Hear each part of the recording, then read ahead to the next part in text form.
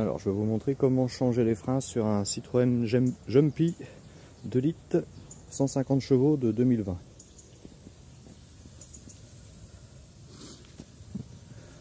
Donc disque et plaquettes à faire. Donc on va avoir pour ça à retirer du coup les écrous qu'il y a ici et ici. Donc il y a un cache à enlever. Ça c'est pour l'étrier. Ensuite le support d'étrier, les deux grosses vis en torx inversé, en haut et en bas. Comme ça, étrier, support complet en fait va venir. Sans ça on peut pas démonter le disque.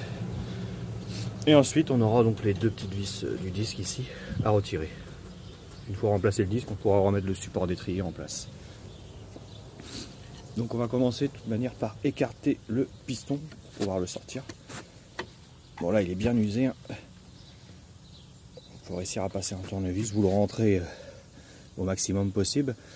Le reste, une fois étrié ouvert, on le fera avec une pince multiprise en fait.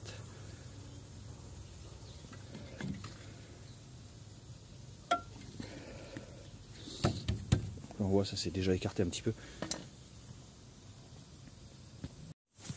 Donc alors là je vais m'attaquer à ces fameuses vis ici même pour sortir l'étrier. Donc petite info, les malins, en fait c'est un jeu de clé Allen qu'il vous faut. Donc là c'est la taille 10, elle est trop petite. Donc la taille juste au-dessus dans les jeux standards c'est du 12. Et celle-ci est trop grande. Comme en fait exprès. Donc en fait moi ce que j'ai fait pour ma part, je le fais avec la 10. Elle flotte un petit peu. Vous testez, vous voyez si ça vient. Si vous sentez que ça foire, laissez tomber. Quitte à acheter l'embout nécessaire. Mais si ça vient, bon bah tant mieux. Pour le coup, celle du bas est passée, donc on va voir si celle du haut vient aussi. Après, je l'ai remontré avec de l'octite pour m'assurer qu'elle ne se desserre pas. Donc pour sortir l'étrier, il y a aussi cette bride métallique à enlever là. Ah bon, il suffit de tirer dessus, vous le prenez avec un gros tournevis et vous la déboîtez au mieux. Elle doit venir de toute manière, ou sinon avec une pince entre les deux jonctions ici, vous la resserrez et elle devrait sortir. Je vais faire comme ça. Je vais mettre une pince au milieu et tirer dessus. Donc là, je vais rentrer l'étrier. Donc j'ai voulu le rentrer avec cette grosse pince, l'étrier démonté, mais ça venait pas. Donc là, il y avait une usure différente de plaquettes. Il y en a une qui était complètement morte et une qui était pas trop mal. Donc le piston devait être grippé. Donc là, ce que je vous conseille avant, c'est d'écarter donc ce fameux joint avec un petit tournevis et de balancer de la graisse ou du dégrippant à l'intérieur. Ensuite, vous remettez l'étrier en place avec une plaquette en moins, afin de pouvoir passer le tournevis entre l'étrier et le disque. À partir de là, ça va être beaucoup plus facile, on aura plus de force. Et là, vous voyez, déjà, il rentre. Et là, l'idéal, c'est même de le faire en deux fois. Vous appuyez sur les freins pour le refaire sortir. Vous remettez de la graisse dedans et vous le refaites rentrer une deuxième fois. Au moins, ça va le dégripper. Voilà pour l'astuce. Donc, il faut bien qu'il aille à fond. Donc, coup de bol, ça vient plutôt bien en fait. Après, c'est pas des vieux véhicules, donc il n'y a pas trop d'efforts à faire. Mais il a eu 10 ans de plus, ça aurait peut-être été compliqué de l'avoir avec une mauvaise clé. Et donc pour ceci, eh bien c'est ce genre de clé, torx inversé, de 18. Alors, si vous n'avez pas ça, c'est pas la peine de tenter. Après ça vient plutôt bien.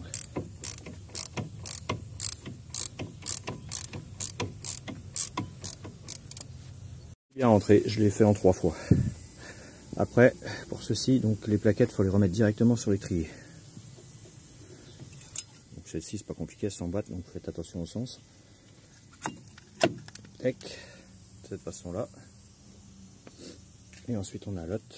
Donc pareil, les inversez pas. Voilà, elles s'emboîtent de cette façon-là. Il faut bien les maintenir. Et après, on va venir assembler le tout ici. Là en filmant, je pense pas que je vais pouvoir. Bon, de toute manière, je vous montrerai après, mais ça va tout seul. Donc voilà, le support est enlevé. Enfin, il est ici. Donc on n'a plus qu'à enlever ces petites vis là, où il y a le disque, qui souvent casse. Moi ce que je vous conseille c'est de mettre votre clé dessus et de la sonner, de bien taper sur chacune d'elles. Plus vous taperez, plus vous la décollerez. Généralement après ça vient, vous faites ça pour les deux. Et puis bah soit ça casse, soit ça foire, donc là après c'est plus compliqué, il faut les percer. Donc voilà, le disque est sorti. Donc avant de mettre le nouveau, très important, il faut bien nettoyer les portées. Donc je vous conseille d'y aller à la brosse métallique. Vous nettoyez bien au chiffon. Et après, avant le montage, vous graissez bien. Comme ça, il n'y a pas de souci. Si vous ne faites pas ça, le disque, il va se retrouver, s'il est mal plaqué, il risque d'être légèrement de travers. Ça pourrait créer un voile et des vibrations au freinage. Donc voilà le type de disque. Voilà. Bon, avec les nouvelles vis, hein, si vous avez des nouvelles vis, mettez-les.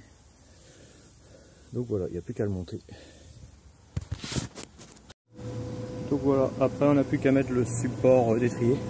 Donc assurez-vous de bien nettoyer ces portées aussi avec une brosse métallique. Hein. C'est très important pour que les plaquettes pivotent bien. Brosse métallique ou papier poncé, ce que vous avez. Donc il n'y a plus qu'à le remettre en place.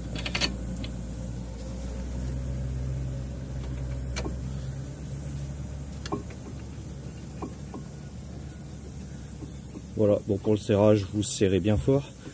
Si vous avez la dock technique, idéalement vous serrez au couple, comme ça vous serez sur votre cou. Et pareil, vous mettez de la Loctite aussi sur ces écrous. Moi généralement j'essaye de mettre de la Loctite sur tout ce qui est écrou, système de freinage, tout ça. Vraiment tous les éléments de sécurité. Au moins, même si c'est mal serré, il y a beaucoup moins de risques que ça se desserre rapidement.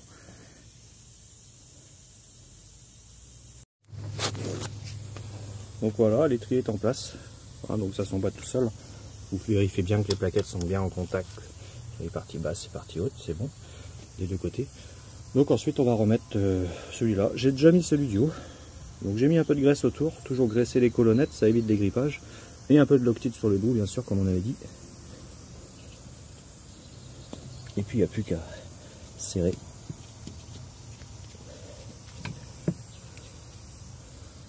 Donc voilà. Donc après il faut bouger un petit peu l'étrier pour la faire prendre si jamais ça prend pas. Il faut que vous soyez bien droit dedans quoi. Donc voilà, pour cette partie c'est fait. Tout est bien remonté, bien serré. Vérifiez à 2 fois pour être sûr. Il ne reste plus que cette fameuse petite barre métallique que je vous parlais tout à l'heure à mettre en place. Que j'ai ici.